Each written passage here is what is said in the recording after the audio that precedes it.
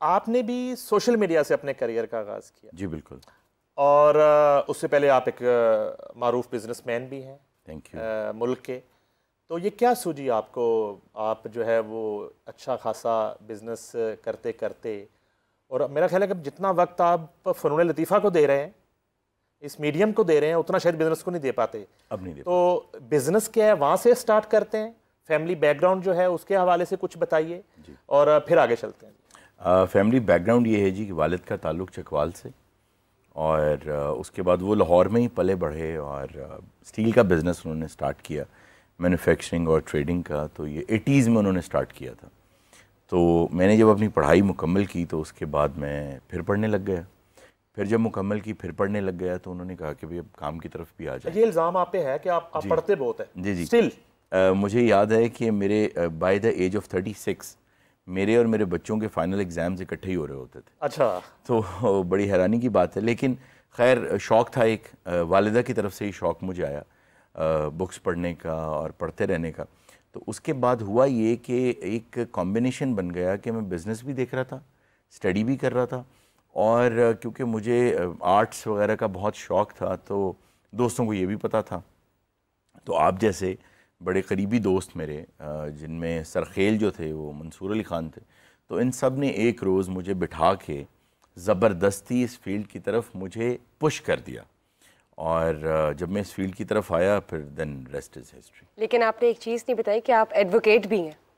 जी हाँ, वो अब क्या वो अपने बारे में क्या आदमी ज़्यादा बताए।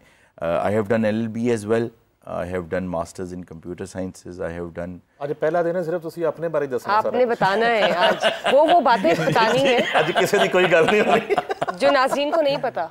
आपके फार्म हाउस पे मैंने पहली दफ़ा देखा था एडवोकेट हारून रफ़ीक। जी जी जी, ये बात बिल्कुल, ये इल्ज़ाम बिल्कुल दुरुस्त है, और मुझे बल्कि इस पे फ़ख्र है कि दुनिया में जितने बड़े बड़े रेवोल्यूशनरीज़ हुए हैं, लीडर्स हुए हैं, they were all advocates, and this was the last degree that I have done.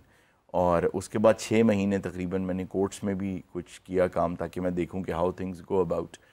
तो अब इतना कुछ था, तो फिर इसीलिए फ्रेंड्स सेड कि you are a cut out for this, you should go into media.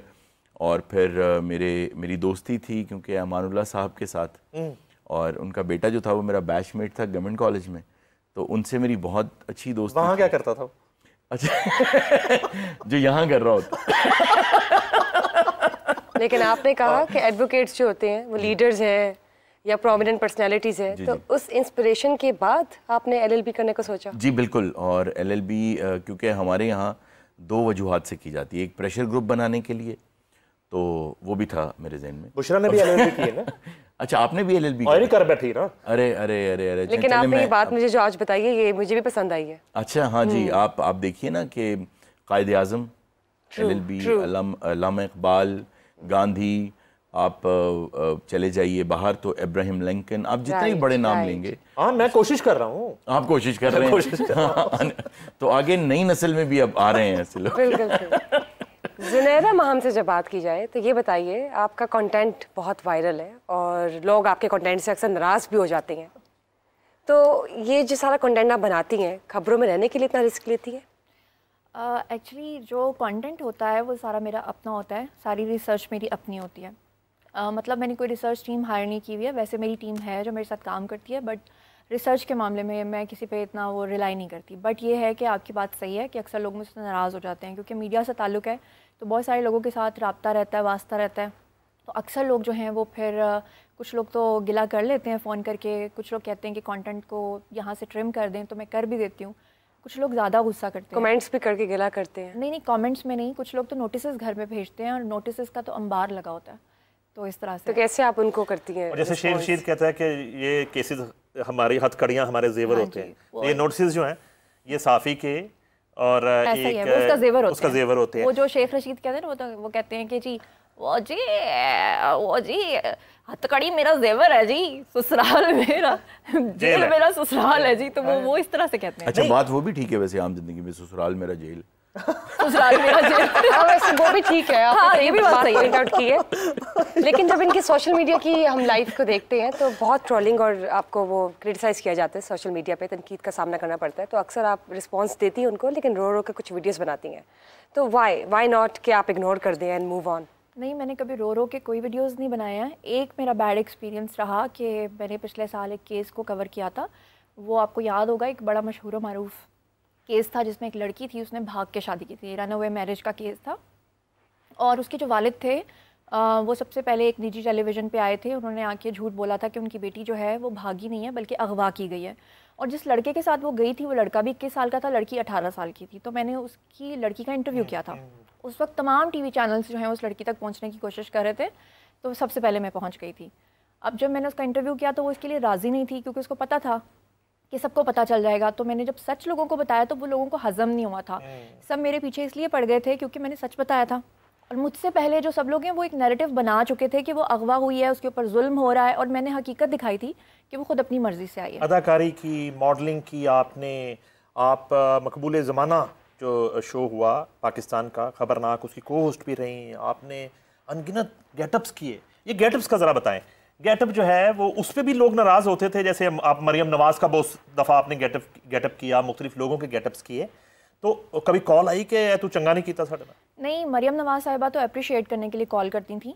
और उनको मेरा कैरेक्टर, जब मैंने फर्स्ट टाइम मरियम नवाज़ का परफॉर्म किया था, तो मुझे याद है कि उन्होंने कॉल की थी, हमारे आर्टिस्ट हैं अली मीर, उनको। जी जी। तो उन्होंने ये कहा था कि जुनैरा से ये कहें कि मरियम नवाज़ बहुत अच्छा परफॉर्म कर रही है, बट वो जो उंगली उठा के बात है ना वो नहीं कर रही है। वो हमजा करता है, वो मैं नहीं कर रहा। तो मैंने उंगली उठा के बात करना शुरू कर दी थी। Okay okay okay. तो कैप्टन सफदर भी अक्सर उनका भी वो एप्रिसिएशन कॉल आई थी। कुछ झलक मिल जाएगी हमें। हाँ, भाइयों ये बात याद रखो, एक बारी फिर शेर।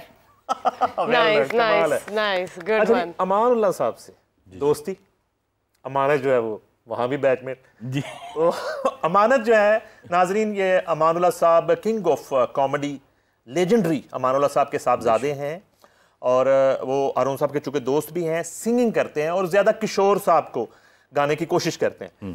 तो अमान साहब से दोस्ती वजह बनी आपकी फ़नून लतीफ़ा की तरफ आने की? जी, ये हुआ ये कि जब मुझे दोस्तों ने ये कहा कि आपको कोई शो स्टार्ट करना चाहिए, तो मेरे जहन में शो कुछ और था, वो ये शो नहीं था। अच्छा। मेरे जहन में जो शो था वो थोड़ा लिटरेरी था, और उसमें जो मैं सेट सोच रहा था, क्योंकि मेरा ताल्लुक़ था ही नहीं मीडिया से, मैंने तो कभी ज़िंदगी में एक मरतबा भी कभी कैमरा फेस नहीं किया था, तो मेरा एक्सपीरियंस नहीं था। तो हमने तो इस साइड पे बैठ के स्क्रीन की चीज़ें देखी थी। तो मैं जो शो सोच रहा था वो ज़रा डिफरेंट था। उसमें एक टीवी लाउंज था जिसमें आप गेस्ट को बुलाएंगे, उसमें एक लाइब्रेरी थी जिसमें आप बुक रिव्यू देंगे, एक उसमें थिएटर था जिसमें आप फिल्म पे बात करेंगे, मीडिया पे बात करेंगे। सो 2-3 सेट्स लगेंगे जिसमें सिर्फ मैं ही हूँ और उसमें एक आधा कोई गेस्ट आ रहा है, और उसमें ये कॉमेडी वाला और ये वो चीज़ें नहीं थी। अच्छा, ये नहीं थी? जी, ये नहीं थी। लेकिन आप कंसेप्टिव थिएटर जाते थे? जी, वो आप क्योंकि मुझे जानते हैं तो आप दोस्त हैं मेरे, इसलिए आपको सब पता है। एक्चुअली बात ये है कि मेरी वालिदा और मेरे मामू पोल खोलते हैं, सॉरी जी जी हाँ, ये बात सही है, दोस्तों के पास होते हैं ना। तो असल में वालिदा और मेरे मामूज जो थे, उस वक्त सीरियस थिएटर बहुत हुआ करता था। आंटी भी जाती थी जी बिल्कुल थिएटर देखने? जी बिल्कुल। नईम साहब को सब कुछ मालूम है? जी हाँ बिल्कुल, सिंस इज़ अ फ्रेंड, तो बल्कि फैमिली फ्रेंड है तो इसलिए जानते हैं सारा। तो वालिदा जो थी वो उनके साथ में बहुत छोटा था और मेरे तो पैर भी नीचे नहीं लगते थे, और सीरियस थिएटर देख रहे होते थे, और उसमें थोड़ी बहुत जब से हिट हुए तब से भी नीचे नहीं लगते पैर। Good one. काम की वजह से, काम की वजह से भाग दौड़ जी, भाग दौड़, ये मतलब था ना जी आप। अच्छा, तो हुआ ये कि मुझे थिएटर का ना एक एम्बियंस जो था वो अंदर एक रचा हुआ था, अंदर जहन में था, बचपन से ही जो बच्चा देखता आ रहा है, और एक ग्लैमरस वो जगह लगती थी और बड़ी अच्छी लगती थी, और बुक रीडिंग वगैरह तो वो था मेरा। और उससे पहले से अमान साहब मुझे इस हवाले से जानते थे कि ये बहुत आता है थिएटर देखने। अच्छा। तो वालिदा और मामूज तो छोड़ गए जब थिएटर सिर्फ टोटल जुगत हो गया, तो उन्होंने छोड़ दिया, बल्कि वो तो थिएटर्स भी बंद हो चुके हैं अब। ठीक है। अब तो नए थिएटर बन गए, नाज बन गया, क्या बन गई है वो। तो फिर इन थिएटर्स में जब मैं जाता था कॉमेडी देखने, तो ये मुझे पहचानते थे सब ना कि यार ये लड़का बहुत आता है, रेगुलर है और आता है ड्रामा देखने। तो अमान साहब से जब मैंने बात की, अमानत से बात की, तो उन्होंने कहा बस हो जाए कर ला।